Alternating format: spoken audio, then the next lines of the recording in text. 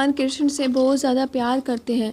वैसे तो सुमन के माता पिता बहुत गरीब थे, मगर उसके पिता के बहुत बड़ी ज़मीन थी जिस पर वो खेती करके अपना घर चलाते थे।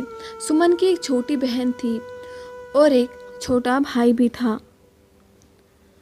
जो कि अभी स्कूल में पढ़ रहे थे।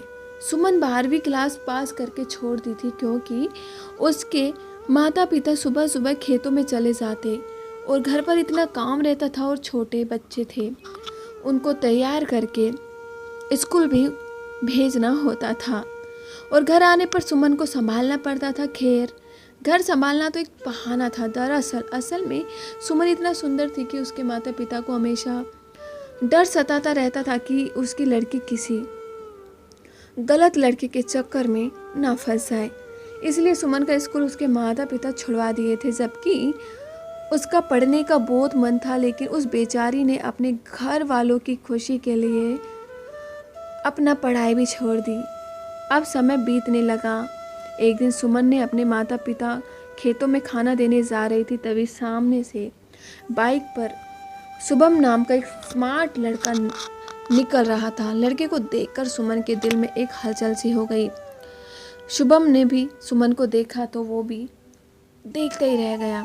दरअसल असल में तो सुमन के घर ही जा रहा था क्योंकि उसके पिता ने उसके छोटे भाई और बहन को ट्यूशन पढ़ने के लिए बोल रखा था। वैसे भी सुमन ने गांव के सभी गरीब बच्चों को फ्री में पढ़ा रही थी। शुभम ने सुमन को रोका। राधे श्याम जी का घर कहाँ पड़ेगा, आप बता सकती हैं? ये सुनकर सुमन ने मन ही मन मुस्कान लगाने लगी और वो सोच में पड़ गई कि ये लड़का हमारे घर का पता क्यों पूछ रहा है। सुमन ने कहा, मैं आपसे पूछ रहा हूँ, आप कहाँ खो गई हो? ये सुनते ही वो लड़खड़ा गई और बोली, राधे श्याम तो हमारे पिता है, लेकिन वो तो अभी खेतों में है। तभी शुभम ने बोला कि मैं तो अपने बच्चों को ट्यूशन पढ़ाने को कहा था। वो बोले कि मैं तो अपने पिताजी को ही खाना देने जा रही हूँ, आप मेरे पीछे आइए और मेरे पिताजी से बात कर लेना। शुभम ने मन ही मन में कहने लगा कि इतनी खूबसूरत लड़की के पीछे तो मैं जीवन भर चलने को तैयार हूँ। अब कुछ ही समय में सुमन और शुभम उसके पिता के पास पहुँच गए। फिर शुभम से 2 बच्चों को घर पर पढ़ाने के लिए बोल दिया और साथ उन्होंने ये भी कहा कि शुभम बेटा, तुम जो सभी बच्चों को फ्री में पढ़ाते हो, ये काम बहुत अच्छा कर रहे हो। तब शुभम बोला, सर ये तो सिर्फ अपने आप को गरीब बच्चों को शिक्षा करवाना और बनाना चाहता हूँ और मेरे पास भगवान का दिया हुआ सब कुछ है। मुझे किसी गरीब बच्चों से लेने का शौक़ नहीं है। इसके साथ साथ मैं अपना आगे की पढ़ाई भी कर लेता हूँ। ये सुनकर सुमन को भी अपनी पढ़ाई याद आती है और वो बोली कि वो भी कहती है कि मुझे भी पढ़ाई करना है, बहुत ही अच्छा लगता है, मगर मैं बिना पढ़ाई छोड़ दी हूँ। तब शुभम ने कहा, चिंता मत करो, मैं आपके भाई बहन के साथ आपको भी पढ़ा दूँगा, अगर आपके पिताजी कहें तो। तभी उसके पिताजी बोले कि इसमें अच्छी बात क्या होगी, दोनों बच्चे के साथ साथ बड़ी बेटी सुमन को भी पढ़ा देना। सुमन नाम सुनते ही शुभम ने बोला, वाह, जितनी खूबसूरत नाम है उससे कहीं ज़्यादा सुंदर। ये सुमन और शुभम दोनों उसके घर चले गए। उसी दिन शुभम ने सभी को पढ़ाने लगा। उसी बीच सुमन और शुभम को धीरे धीरे एक दूसरे से प्यार होने लगा। वो दोनों के एक दूसरे इतने दीवाने हो गए कि एक दूसरे के बिना वो जीना नहीं चाहते थे, लेकिन प्यार उनके दिल में ही था, उन्होंने कभी प्यार का इज़हार नहीं किया। तभी एक दोस्त की तरह और एक दूसरे का प्यार पाने के लिए तड़प रहे थे। समय बीतता गया। तभी एक दिन सुमन के पिता ने उसका रिश्ता गांव के जमींदार के लड़के के साथ में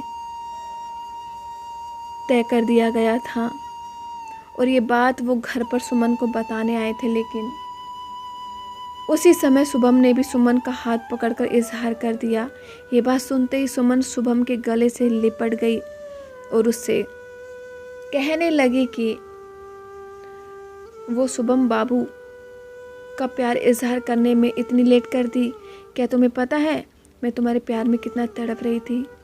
अब तो मैं तुम्हारे बिना एक पल भी नहीं रह सकती।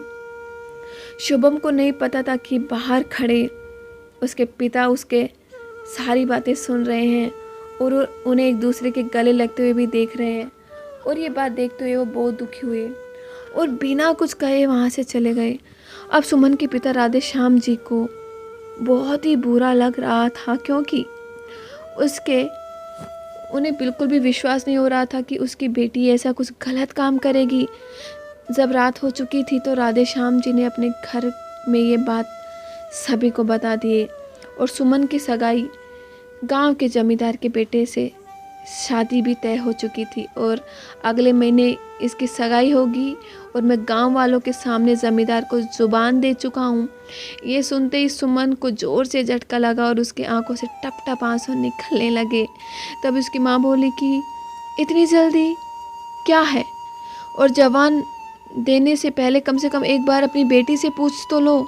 ये सुनते ही राधे श्याम गुस्से में बोला कि किससे पूछूं, जो खुद शुभम के प्यार में पागल हो चुकी है। वो शुभम मास्टर जी इससे प्यार करता है। कल मैंने इन दोनों की सारी बात सुन ली। तब राधे श्याम जी की पत्नी बोली, तब तो सुमन की शादी शुभम बाबू से करवा देनी चाहिए, क्योंकि जहाँ ये दोनों खुशी है वहीं हमारी भी खुशी है और उससे अच्छा लड़का हमें ढूंढने से भी नहीं मिलेगा। तभी राधे श्याम जी बोले कि तुम चुप रहो। अपनी पत्नी पर चिल्लाते हुए बोला, जहाँ मैं कहूँगा वहीं होगी इसकी शादी, वरना इसे कहो कि मुझे मार कर उस मास्टर से शादी कर लेगी। और वो बेटी रात को अपने पिता की हत्या करवा दिया और उस मास्टर से वो शादी कर ली। दोस्तों, आज के ज़माने में माता पिता का 20 साल का प्यार साल 2 साल किसी लड़की से प्यार हो जाने पर भारी पड़ जाता है। माता पिता के प्यार के आगे 2-4 दिन का झूठ सच्चा बच्चों को अंधा कर दे रहा है। सच्चा प्यार तो माता पिता से है, उनके अलावा दुनिया में सब धोखे ही तो देते हैं।